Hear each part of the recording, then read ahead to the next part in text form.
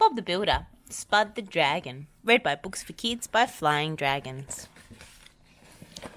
Over at the school, Spud was delivering a ladder to Mrs. Percival. "Thank you, Spud," said Mrs. Percival. "This will come in handy for the school play." On his way out of the schoolyard, Spud noticed a pile of dressing-up clothes on a table. "Ha ha! Look at all these goodies," Spud said, as he grabbed an eye patch and headscarf. "Ahoy! Beware of Spud the Pirate!" "Arr!" he cried, grabbing a cutlass and swishing it around. Then Spud spotted a hobby horse and cowboy hat on the table and instantly changed into Spud the Lone Ranger. "Away!" Spud shouted as he galloped through the yard, bumping into a big green costume. "Caw! What's this?" said Spud as he crawled inside and became Spud the Dragon.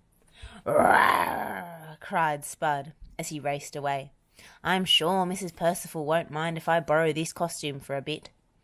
A little while later, Spud the Dragon saw Muck on his way back to the yard. "Hee hee, time for some fun," chuckled Spud. "Who are you?" stammered Muck. "I'm a magic dragon," Spud answered. "I'll grant you a wish if you close your eyes." So Muck closed his eyes and thought hard. "I wish," said Muck excitedly, "I wish I was twice as big as I am now, so that I could shift lots and lots of mud." Spud was trying hard not to giggle as he drew a big black nose on Muck's face without him knowing. Continued Muck. "Or how about, I wish I wasn't ever scared of the dark."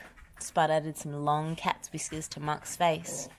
"Keep your eyes closed," whispered Spud, and then he ran off. "Hello," said Muck. "Mr. Dragon." Muck opened his eyes slowly. "He's vanished," he gasped in amazement. "Wow, so he was magic after all. But where's my wish?" He raced back to the yard to see if it was waiting for him there. But as soon as Muck arrived, all the other machines burst out laughing. What's that on your face, Muck?" giggled Dizzy. What, is it mud?" Muck asked. "No, you've got a cat face," chuckled Scoop.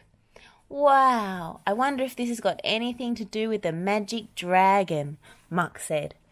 Dizzy, Scoop and Rolly looked confused. Over at Mrs. Potts's house, Bob and Wendy were working in the loft. "Careful, Bob," said Wendy.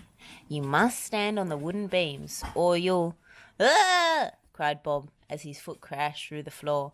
"Oh dear!" exclaimed Mrs. Potts. "Just look at my ceiling."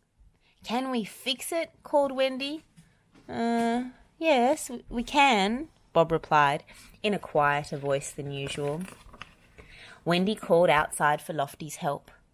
"We might need some extra paint and plaster," she said. "Could you pop back to the yard to get them?" "Okay, Wendy," said Lofty. But as Lofty returned to the yard, he saw a very scary sight. A dragon with big googly eyes. "Roar!" growled Spud the Dragon. "Ah!" cried Lofty. He raced back to Mrs. Potts's house as fast as he possibly could. Bob had managed to free his leg and was repairing the plasterboard in Mrs. Potts's ceiling. Wendy was in the loft laying down rolls of insulating material. "There you are, Mrs. Potts," said Bob at last. "We're all done and we didn't need that extra paint and plaster after all." Just then, Lofty raced up. "Oh, Wendy! Oh, Bob!" he cried. "A big scary dragon jumped out at me down the road."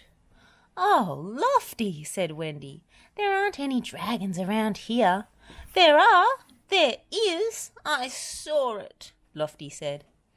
"It's all right," said Wendy. "Calm down. I'll tell you what. Why don't Bob and I come with you and have a look?"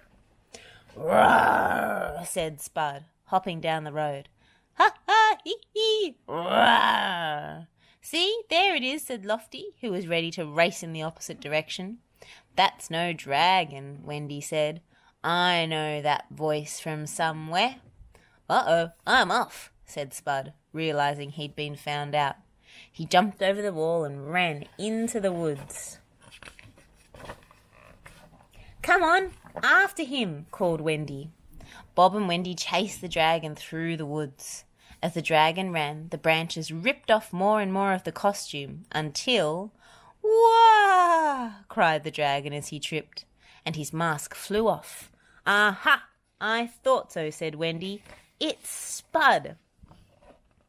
Wendy, Spud and Bob went back to the schoolyard to tell Mrs. Percival what had happened. "My dragon costume," she said. "There's no time to fix it before the school play tonight." "Oh, I'm really sorry, Mrs. Percival," said Spud, hanging his head. "Wait, I've got an idea," said Wendy, and she dashed out of the schoolyard. A while later, "Hello, everyone!" roared a voice near the gate.